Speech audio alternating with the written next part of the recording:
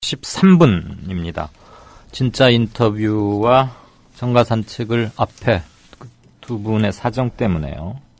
그 정도 탄력은 사실 또 드려야 프로그램이 유지되는 점도 있습니다. 그래서 뉴스 브리핑이 많이 늦어졌습니다. 정승주 아나운서 어서 오십시오. 안녕하십니까. 안녕하세요. 오늘 새정년의 문재인 대표 총선 체제로 빠르게 전환해서 당을 수습해 나가겠다 이렇게 밝혔죠. 그렇습니다. 문재인 대표는 이날 국회에서 열린 당 최고위원회의에서 당을 빠른 시일 내에 일사불란하게 총선 승리 체제로 전환시켜야 한다면서 총선 기획단, 총선 정책 공약 준비단, 통합적인 선대위 등 필요한 조치를 차질 없이 준비해 나가겠다고 밝혔습니다. 문 대표는 제 자신부터 일체의 기득권을 버리고 반드시 혁신을 이뤄내고 말겠다고 다시 한번 선언한다면서 비례대표 공천을 비롯해서 아래로부터의 상향식 공천 혁명을 이루겠다. 당대표의 공천 기득권이나 개파 패권적 공천은 발 붙일 곳이 없을 것이라고 공언했습니다. 그러면서 문재인 사즉생 각오로 이 난국을 돌파하겠다면서 우리 국민들께서 제1야당의 힘을 모아달라고 호소했습니다. 네. 한편 당내 비주류들에게는 경고를 아주 세게 했죠. 그렇습니다. 문 대표는 더 이상 당 내부의 분열과 갈등으로 실망을 초래할 수 없다며 더 이상 부끄러운 모습을 보이지 말자, 당내 투쟁을 야기하며 혁신을 무력화하고 결과적으로 정권 교체를 방해하는 데에는 이제 책임을 묻지 않을 수 없다고 경고했습니다. 그러면서 혁신을 공천권 다툼과 당내 권력 다툼으로 전락시키는 시도들은 결코 성공 못할 것이라면서 어떤 기득권적 요구에도 굴복하거나 타협하지 않겠다고 했습니다. 문 대표는 또 우리가 단단해져야 확장을 할 수가 있다. 박근혜 정권에 맞서서 국민을 살리는 강한 야당의 길로 가겠다면서 제가 책임지고 승리로 이끌겠다고 강조하기도 했습니다.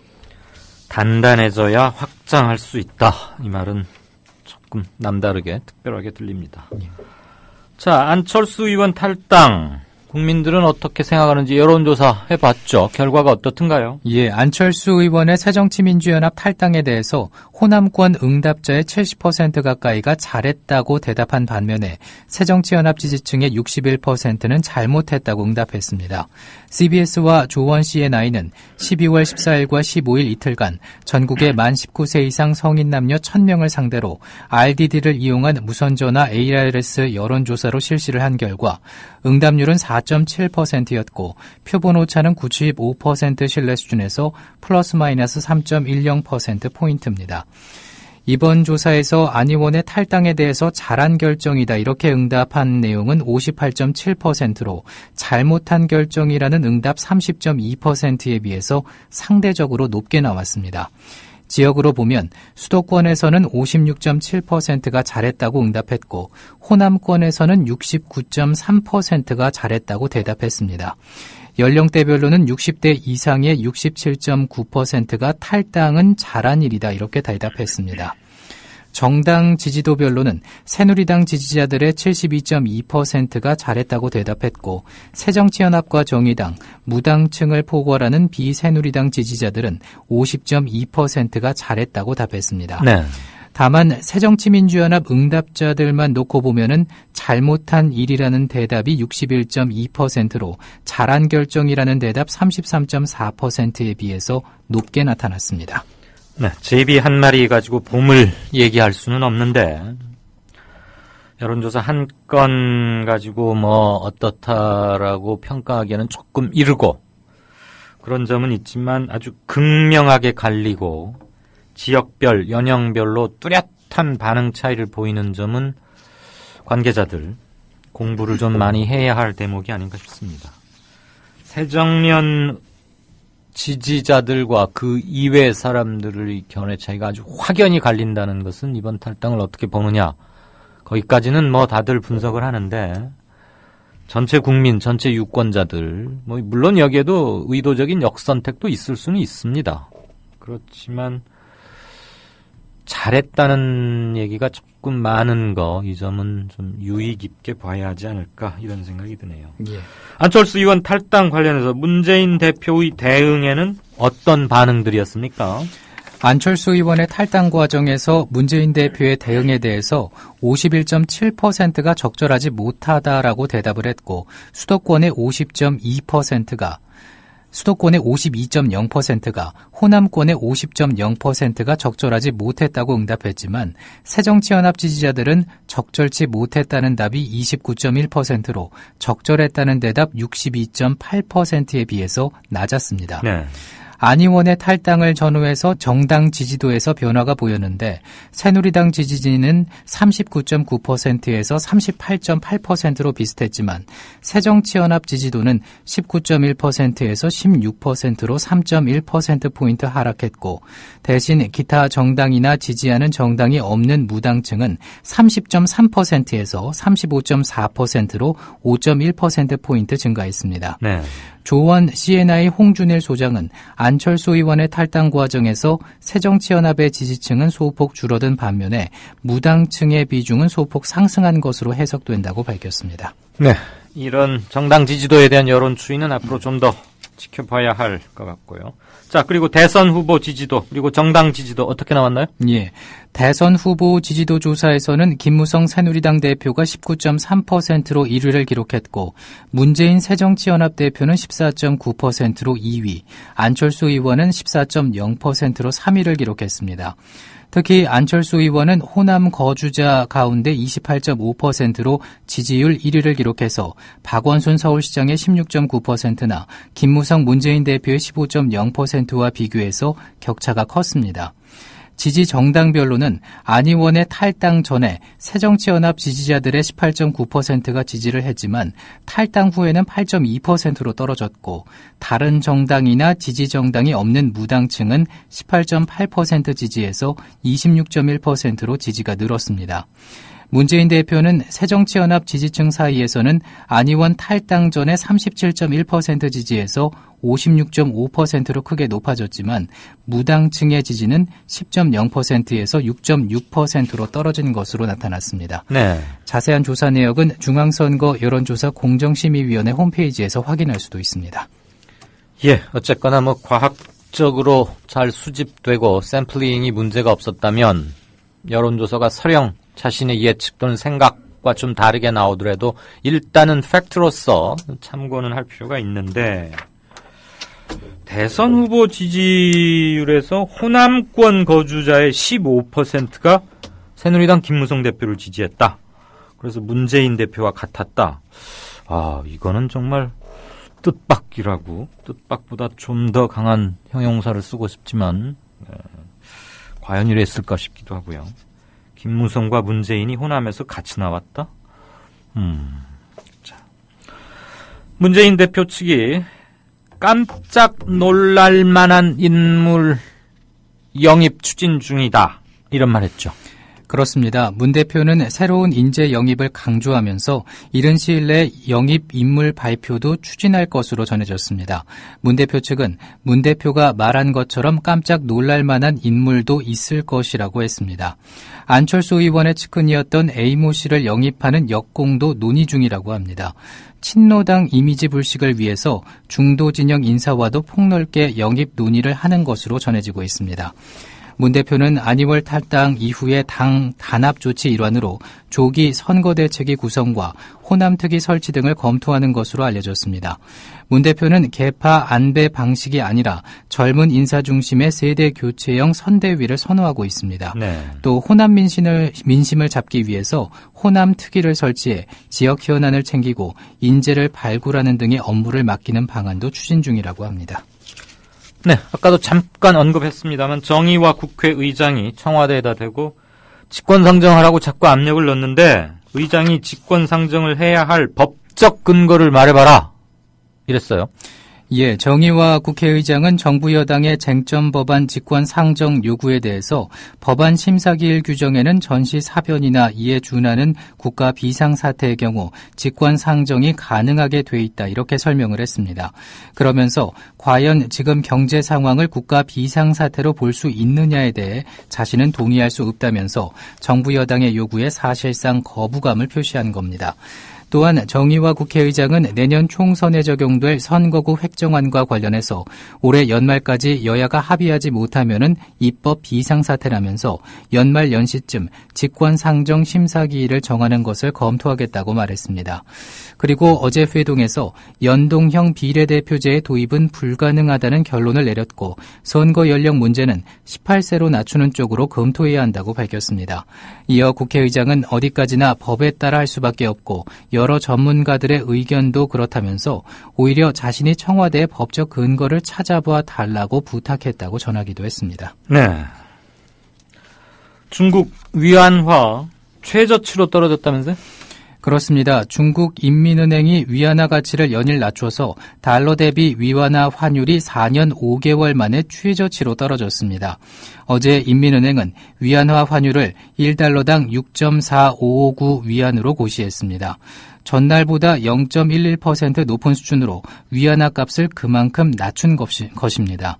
위안화 가치는 지난 2011년 7월 이후 최저입니다. 이날 장중한 때 6.4692 위안까지 위안화 가치가 떨어지기도 했습니다. 이런 가치의 하락은 지난 11일 인민은행이 홈페이지를 통해서 앞으로 위안화를 달러뿐만 아니라 유로와 엔, 홍콩달러, 파운드, 호주달러 등 13개 통화로 이루어진 위안화 통화 바스켓과 연동하는 방안을 추진하겠다고 밝히면서 예견이 돼 왔습니다. 미국의 금리 인상이 코앞으로 다가온 시점에서 이제까지의 실질적인 달러화 패그제, 그러니까 위안화 가치를 달러화에 연동시키는 것에서 벗어나겠다는 계획을 밝힘에 따라서 위안화 약세가 계속될 것이라는 전망이 나오고 있습니다. 최근 위안화와 원화가 비슷한 흐름을 보이고 있지만 만약 이런 동주화가 깨질 경우 위안화 약세는 중국과 수출 경합도가 높은 우리나라 수출 경쟁력에 부정적인 영향을 미칠 가능성이 있습니다. 네, 그렇겠군요. 수출 대기업 삼성전자, 현대차, 기아차 이런 데들 상당히 타격을 받겠습니다. 앞으로 추세로서 위안화의 약세가 계속될 것으로 전망된다니까 말이죠. 희대의 사기범, 4조 원이 넘는다 그런 얘기가 있고 수만 명이 피해를 봤다. 중국에서 장례까지 치렀다는데 실은 살아있는 거 아니냐는 얘기가 더 많이 나오는 사람. 조희팔, 그의 최측근인 강태용 씨가 오늘 중국에서 송환됐죠. 그렇습니다. 검찰이 오늘 중국 난징에서 희대 사기범 조이팔의 최측근 강태용 씨의 신병을 넘겨받았다 이렇게 밝혔습니다. 조이팔의 생사 확인과 함께 정관계 로비, 은닉자금 추적 수사도 본격화할 전망입니다. 대검찰청 국제협력단과 대구지검은 중국 공안부와 공조해서 조이팔 사건의 주요 공범인 강 씨의 신병을 이날 난징에서 인수했습니다. 그가 중국 공안에 붙잡힌 지 68일 만입니다. 조이팔 사기 조직의 2인자였던 강 씨는 지난 2004년에서 2008년 조이팔과 함께 의료기기 대여업 등으로 고수익을 낸다면서 투자자 4만여 명에게서 약 4조 원을 받아 가로채고 2008년 중국으로 달아난 혐의 등을 받고 있습니다. 네. 야스쿠니 신사 화장실 폭발음 사건과 관련해서 한국인 전모 씨가 자신이 사건 현장에 뭔가 좀 수상한 물체를 설치한 거 맞다. 이렇게 지금 진술을 바꿨다면서요? 그렇습니다. 수사 관계자들은 전 씨가 지난달 23일 야스쿠니 신사 남문 인근 남성용 화장실에서 발견된 디지털 타이머와 금속 파이프 묶음, 건전지 등을 자신이 설치했다는 취지의 진술을 다시 하기 시작했다고 전했습니다. 일본의 경시청 공안부는 전 씨의 진술 내용과 현장 상황에 차이가 있는지에 대해서 자세히 조사하고 있습니다. 아사히 신문도 전 씨가 화장실에 발화 장치를 설치한 사실을 인정했다면서 이 장치가 위험한 물건이라는 인식은 없었다는 주장을 하고 있다고 전하기도 했습니다. 앞서 전 씨는 지난 9일 체포된 직후에 개인적 불만으로 폭발물을 설치했다는 취지로 말을 했지만 다음 날 진술을 번복하고 사건 관련성을 부인한 것으로 전해지고 있습니다. 네. 도대체 어떻게 된 건지 참 양국이 합동 수사, 공동 수사 이런 거 하자 그런 얘기도 나오던데. 우리나라 휘발유의 세금이 붙기 전 가격, 즉 세전 가격이 리터당 522원. 그래서 사 마시는 물 생수보다도 오히려 더 싸졌다고요? 그렇습니다. 국내 주유소에서 판매되는 휘발유 가격은 세금이 붙기 전 리터당 500원 수준으로 같은 양의 생수 가격 밑으로 떨어졌습니다. 네. 하지만 유류세 등 세금이 원래 가격의 2배가량이 붙어서 최종 소비자 가격은 1,400원이 넘는 것으로 나타났습니다. 오늘 오피넷 등에 따르면 올해 12월 평균 휘발유 제품의 세전 주유소 판매 가격은 리터당 522.03원으로 집계가 됐습니다. 세전 주유소 판매 가격은 국제 휘발유 제품 가격에 정유사와 주유소의 비용 등을 더한 가격을 말합니다. 12월 세전 주유소 판매 가격은 1년 전인 지난해 12월 712.57원 대비 27%, 2년 전인 2013년 12월 909.71원 대비 44% 떨어진 수준입니다. 대형마트에서 생수 500ml 한 병이 350원에서 400원에 판매된다라는 것을 감안하면 1리터 기준으로 휘발유가 생수보다 더 싼 셈입니다. 예.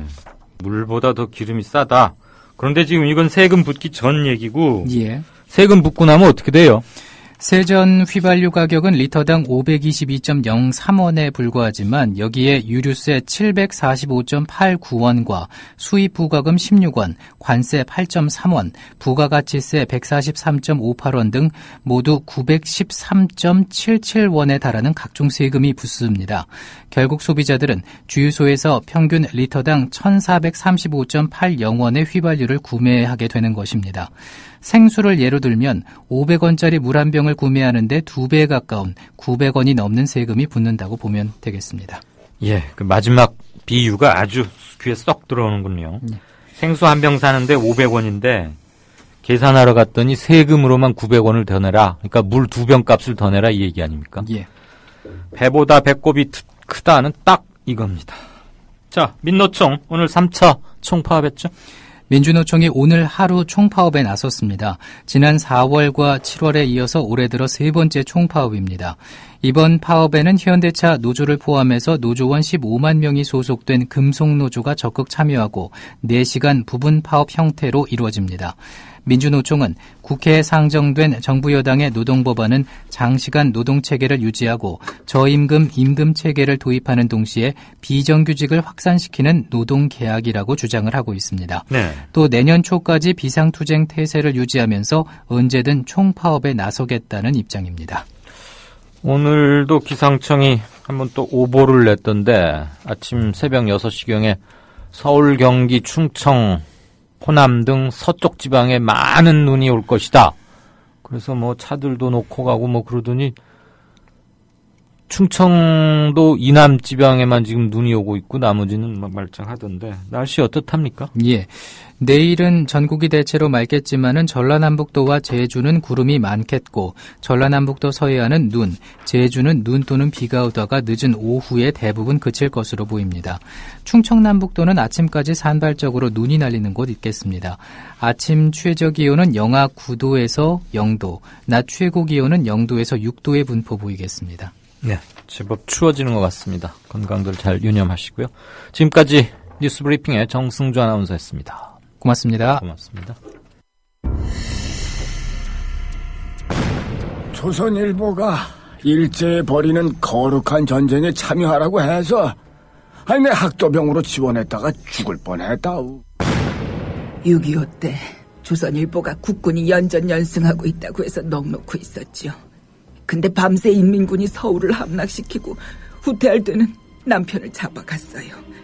진작 피난할걸. 조선일보에서 외환 위기는 없다며 설레발 떨었는데 그걸 바보같이 믿었어요. 그래서 사업에 실패했습니다. TV조선에서 황선 신은미가 북한을 지상 낙원이라고 했다는 보도를 보고 폭탄을 던졌어요. TV조선이 거짓 보도를 한 건데.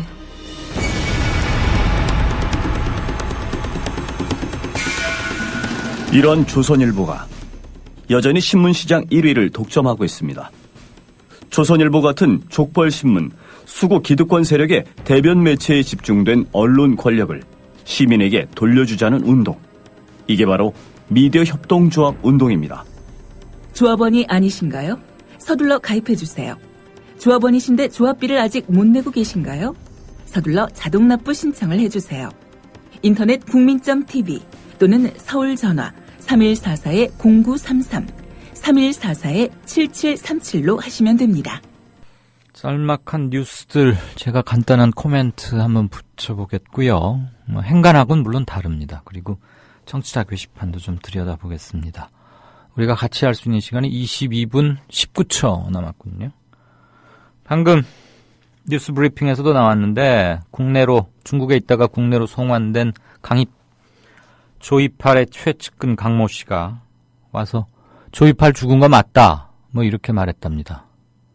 당연히 그렇게 말하겠죠. 미국 항공우주국 나사가 전 세계의 공기 오염 수준을 한눈에 보여주는 위성 지도를 공개했는데요. 한국과 중국이 최악의 공기 상태로 나타났습니다. 중국 동북 지방의 공업화된 지역에서 편서풍을 타고 이쪽으로 오는 거 기류적으로 어쩔 수 없는 거니까. 그리고 우리도 급속한 산업화 여파이겠고요.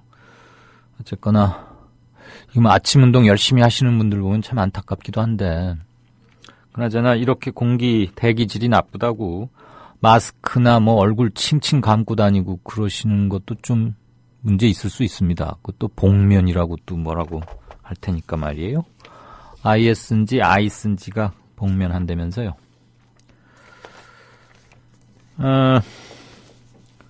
조금 황당하게 들리실 수 있는 뉴스도 하나 있습니다. 내년부터 경기도에 사는 청년이 매달 10만 원을 저축하고 3년간 일자리를 유지하면 경기도와 민간이 공동으로 조성한 자본의 지원을 받아서 1,000만 원 목돈을 만들 수 있는 길이 열립니다. 경기도가 취약계층 청년을 대상으로 하는 안건을 사회보장심의위원회에서 통과시켰는데요. 이렇게 하면 서울시가 하려는 청년 배당 있지 않습니까? 지금 보건복지부하고 박원순 시장하고 아주 갈등하고 있죠. 그것보다 오히려 더 많은 혜택이 돌아갈 수도 있어요. 그런데 요거에 대해서는 정부에서 뭐라고 잘 시비를 붙지 않는답니다. 왜 그럴까요? 경기도지사인 남경필 씨가 새누리당이어서 그럴까요? 이 비슷한 것을 맨 먼저 꺼낸 것은 성남시의 이재명 시장인데 하여튼 참 이혈령 비혈령입니다.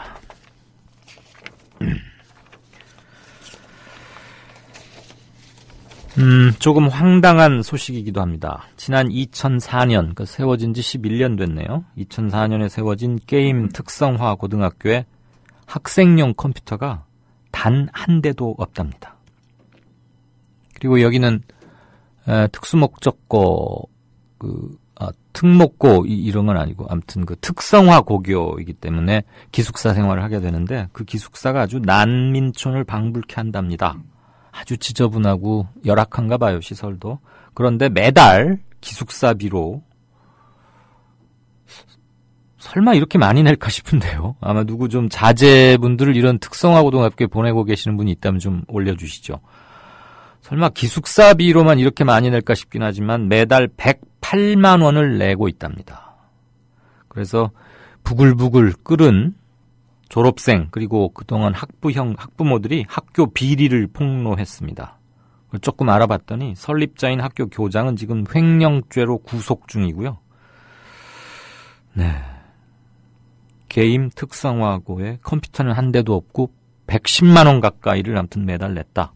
어마어마합니다. 이런 비리 하나 못 잡으면서 무슨 민생 이런 걸 말할 자격이 있습니까? 고소득층 자녀의 교육 투자 비용이 저소득층의 무려 28배, 28배, 30배 가깝다는 얘기예요. 어마어마하죠. 교육비 중에서도 정규 교육비보다는 학원 교육비 같은 사교육비 지출 차이는 38배 넘어서 거의 40배, 40배에 육박하고 있습니다. 이렇게 심각한 교육비, 사교육비 차이가 바로 아이들의 학력 차이로 이어지고 이것은 신분 상승의 사다리를 없애버리는 부익부 빈익빈, 양극화, 심화되는 양극화가 대물림할 수밖에 없다. 이것은 그냥 우리 사회의 어두운 단면, 가난의 문제 이런 게 아니고 체제를 유지할 수 있느냐 없느냐 하는 아주 근본적인 문제일 겁니다. 자, 또 자주 나오긴 뉴스이긴 한데 방송 정책을 담당하는 공무원이 방송사 관계자 돈으로 공짜 골프를 쳤다가 징계를 받았어요.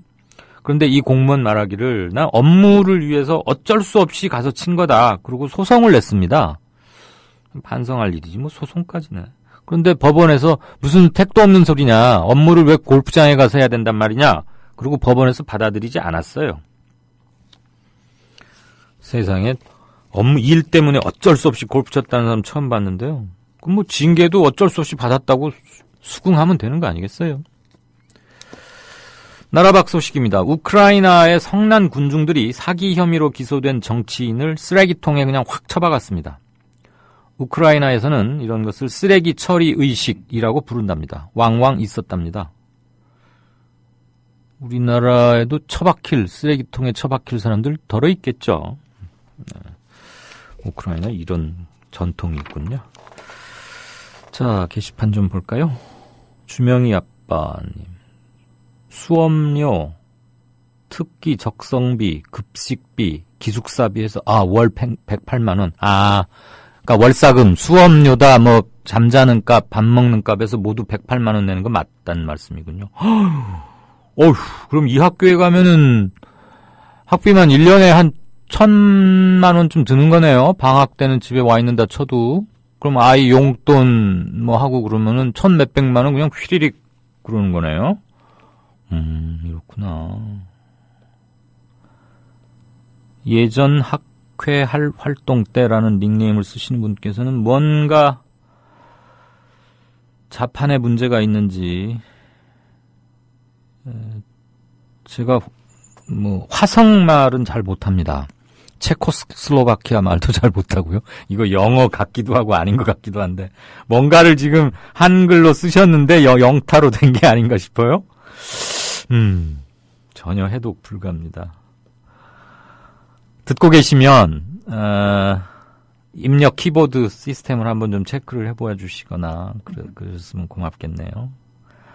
여론조사 결과 가지고는 다들 뭐 설마 이런 거 아니겠느냐 이제 각자의 해석들을 올려주셨는데 대개 짐작하는 바 그대로군요. 대단군님 견해는 탈당 잘했다는 말에 대한 좀 애매하다. 안철수에게 잘 된 거 다일까요? 아니면 새정년에게 잘 된 거 안철수한테 잘 된 거다. 그럴까? 아니면 새정년한테 잘 된 거다. 어느 걸까요? 이 말이시군요. 네.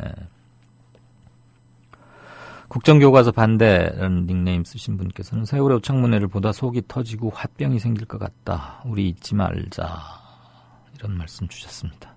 그랬더니 이 땅에서 벌어진 모든 청문회가 다 그렇게 복장 터지지 않았나요? 라고 꼴통아이티님 답변해 주셨고 안철수 의원 탈당을 두고 잘했다는 말은 아이고 잘했다.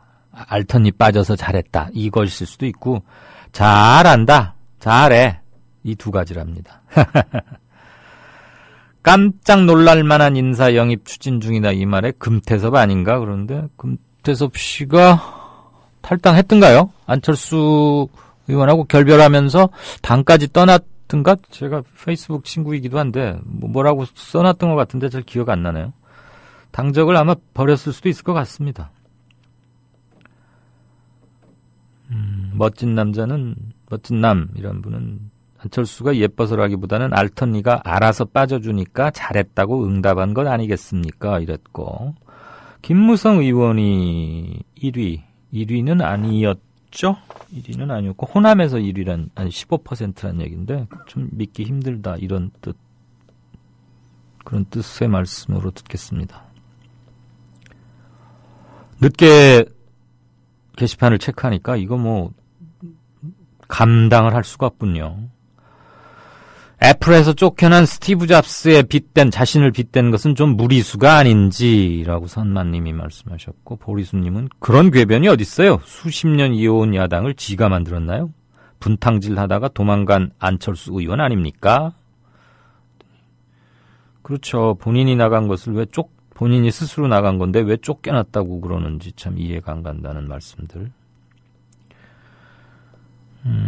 새누리당의 거짓말들을 다 모아주셨네요. 아하님께서는 어르신들 기초연금 월 20만 원, 경제민주화, 공정사회, 그래서 중소기업 살리겠다.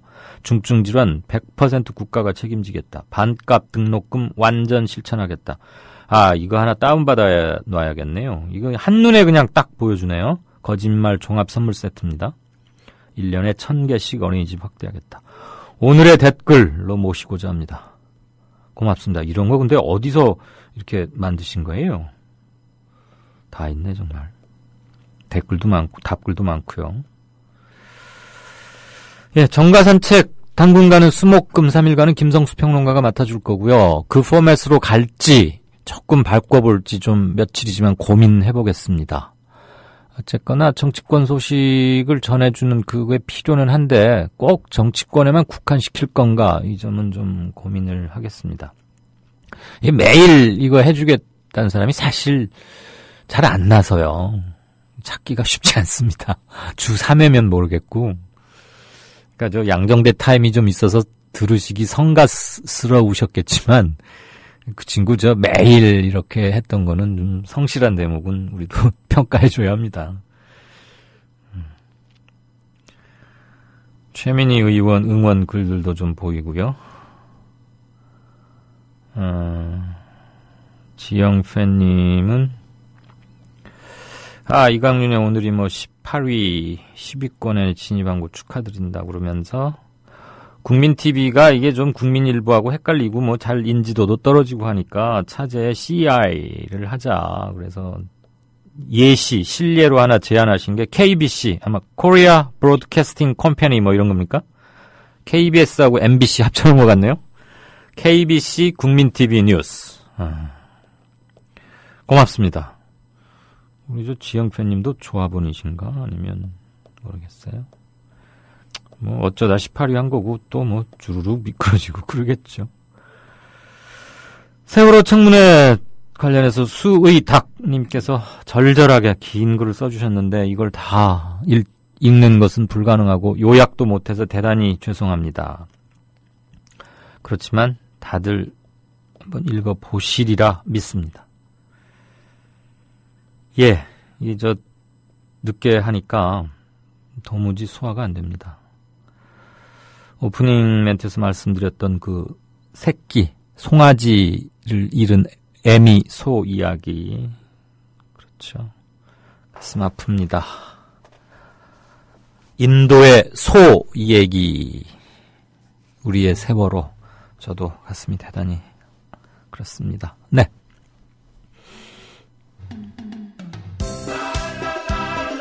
국민TV 조합원인감? 나가지 있게 지역협의회 가입해야 쓰겠어. 국민TV 조합원이요? 지역협의회 가입해야죠. 국민TV 조합원 맞나? 퍼뜩 지역협의회 가입해 안 카나? 국민TV 조합원에 가입하고 조합비를 내고 국민라디오와 국민TV를 시청한다고 조합원으로서의 만족이 전부냐? 결코 아닙니다. 가까운 지역협의회에 가입하셔서 가까이 사는 조합원과 동지애를 나누십시오.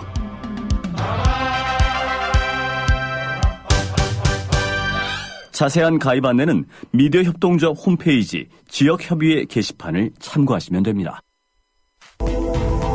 정치평론가 이강윤이 함께하는 국민라디오 이강윤의 오늘.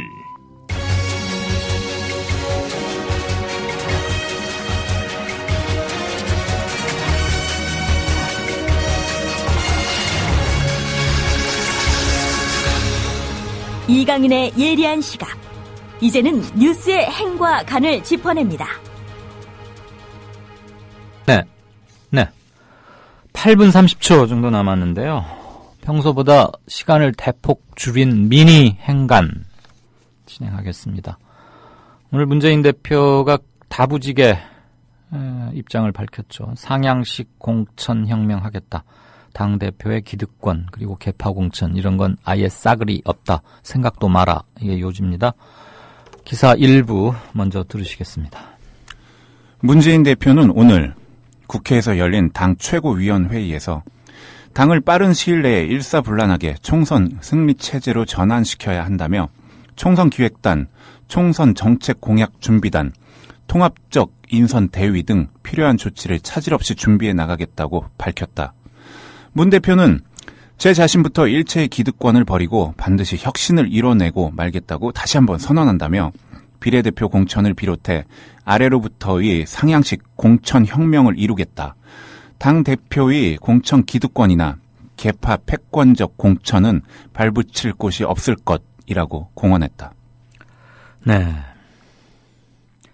새로운 건 사실 그닥 없습니다. 그리고 그동안 하도 많은 얘기들이 나왔기 때문에 새로운 것을 찾기도 힘들 거고요. 하늘 아래 과연 새로운 것이 있을까? 이런 말은 이런 상황에서는 적절하게 쓰일 수 있을 것 같습니다. 다만 사람은 새로 마음 먹으면 새로 찾을 수는 있습니다. 덜 유명한 사람 중에 결기를 지니고 지금 이 시대 정신에 부합하는, 그리고 당이 지금 매우 혼란스럽고 취약화돼 있고 이 과정에서 최대의 피해는 아무래도 새정년일 텐데, 왜냐하면 계속 그동안 무능하다, 무기력하다, 왜 싸움박질만 하니, 의견 통일 하나 그렇게 못하니, 그리고 당의 정체성에 아주 심대한 의문이나 훼손을 끼치는 사람조차도 왜 제대로 정리를 못하니, 그러면서 아주 중구난방 그랬죠. 그래서 뭐 이구동성으로 비판받고 무기력한, 그 말은 새누리당과 집권 세력의 무도한 난폭에 가까운 통치, 그거에 대해서 전혀 대응을 못 해왔기 때문에 거기에 아주 질리고 치를 떨고 실망한 것들이 제1야당을 바라보게 되고, 그래서 이제 실망이 더 커지고 이걸 겁니다. 사람들은 이런 난세에, 민주주의가 급격히 퇴행하는 이런 난세에 양김 같은 그런 카리스마 있는 지도력, 이걸 기대하게 될 겁니다. 한편으로 당연하다고도 보입니다. 그들이었다면 지금 여기를 어떻게 대응하고 어떻게 돌파했을까? 그들이 주로 싸웠던 사람들이 박정희, 전두환 이런 사람들 아닙니까? 다 독재, 탄압에서는 둘째가라면 서러워할 적이죠. 그런데도 어쨌거나 그 험난한 시절을 뚫고 나왔지 않습니까? 그 선봉에 김영삼, 김대중, 김영삼 이 두 사람이 있었던 건 명확한 사실이고요. 그들이 분열해서 우리를 안타깝게 하고 민주주의의 역사를 몇 년간 후퇴시킨 점은 분명히 있지만, 어쨌거나 경쟁적 협력 관계를 통해서 박정희 군사독재를 끝내는데 결정적 공을 했던 건 맞고요. 전두환 치하 때 너무너무 힘들었고 사형 선고까지 받고 뭐 이랬지만, 죽음을 무릅쓴 귀국 또는 목숨을 건 단식, 이런 걸 통해서 결국은 6.29 선언 받아내는 6월 항쟁을 이끌어내는 데 기여했죠. 그렇지만 그거 이제 그 향수에서 벗어나야 합니다. 그런 사람들이 나서준다면 얼마나 좋겠습니까마는, 시대도 변했고 산천은 의구한데 인거리 간데 없다. 갑자기 그런 말이 생각나네요. 인물은 그렇게 쉽게 만들어지지 않습니다. 몇 년 동안, 10몇 년을 두고 진정성이 통해져서 사람들이 그에게 감동할 때 우리는 그에게 권위를 부여합니다. 노무현 같은 사람이 그랬습니다. 또는 김영삼, 김대중에게도 우리는 그런 권위를 부여할 수 있었습니다. 지금 이른바 여야의 중요한 정치인들이라고 하는 사람들, 정치가는 없지요. 제가 볼 때 정치가는 없는 것 같고, 정치를 하는 사람들 중에 꽤 중요한 포스트를 차지하고 있는 사람들, 누가 됐든 국민의 감동을 받기에는 모두 다 역부족입니다. 경력이 짧았거나 너무 정치권에 들어온 지 몇 년 안 되니까 그럴 시간 겨를도 없었던 건 사실입니다. 그렇다고 그럼 이렇게 속수무책 무질서하게 가야 하느냐? 그건 아니죠. 새 인물, 새 정책, 뭐 정책에서도 그렇게 새롭게 찾으려고 하지는 않고, 이 정부 들어서 지금까지 가장 후퇴했고, 그게 우리의 민생 또는 정치적 사상의 자유를 가장 옥죄는 것, 그거 한두 개 골라서 확실하게 액센트 두면 될 것 같고요. 사람을 바꾸는 문제는 제발 좀 부지런히 해주시고, 그러려면 귀를 넓게, 그리고 문고리 권력을 없애야 합니다. 문재인 대표에게 다가가는데 이문 열고 또 열고 누구 추천받고 마지막으로 비서실장 누구 가깝다는 누구 이렇게 해서는 안 됩니다. 그렇다고 문재인 대표가 갑자기 길바닥에 나와서 막 돌아다닐 수도 없는 거 아니에요? 그러니까 문호를 연다. 그 참 애매하고 주관적인 말인데 모든 사람에게 천거를 부탁하고 문재인 대표와 가장 지근이 있는 사람에게 말해야 문재인 대표 수첩에는 한번 올라갈까 말까 요렇게 해서는 절대 사람 못 구합니다. 그러니까 문재인 대표와 얼마나 가까운 사람이 추천하느냐 이것을 과정을 생략하고 없애버린다고 선언을 하십시오. 그리고 본인이 만나십시오. 밥 한 끼 먹고 시간도 되면 술 한잔 하면 그래도 대충 검증이 됩니다. 그 다음에 평판은 좀 알아보면 되고요. 그렇게 해서 고르시기 바라고. 계파, 패권적 공천 발붙일 것 없을 것이다. 이 점은 무슨 일이 있더라도 목숨같이 걸고 지켜야 합니다. 이거 못하면 문재인 개인이 망하는 건 물론이고 제1야당도 쫘르륵 망합니다. 어쩔 수 없습니다. 그게 시대 정신이고 시대의 흐름입니다. 현 정권에 맞서 국민을 살리는 강한 야당의 길로 가겠다. 우리가 단단해져야 확장할 수 있다. 저는 오늘 이 말에 문 대표의 선언문, 기자회견문 중에서 이 말에 밑줄을 긋습니다. 왜? 단단해져야 확장할 수 있다. 이 명확한 진실, 팩트에 도달하는데 너무 오래 걸렸습니다. 항상 그렇듯 답은 진리는 먼 곳에 있지 않습니다. 어떻게 해야 단단해지는지는 더 본인이 잘 알 겁니다. 단단해지고 확장하십시오. 그게 여지껏 잘못한 것에 대한 최소한의 보속의 길일 겁니다. 행간이었습니다. 이강윤의 오늘이 준비한 12월 16일 순서는 여기까지입니다. 날씨가 많이 차가워진답니다. 겨울에 추운 건 당연하지만 건강 유념하시고 내일 다시 뵙겠습니다. 들어주셔서 대단히 감사합니다.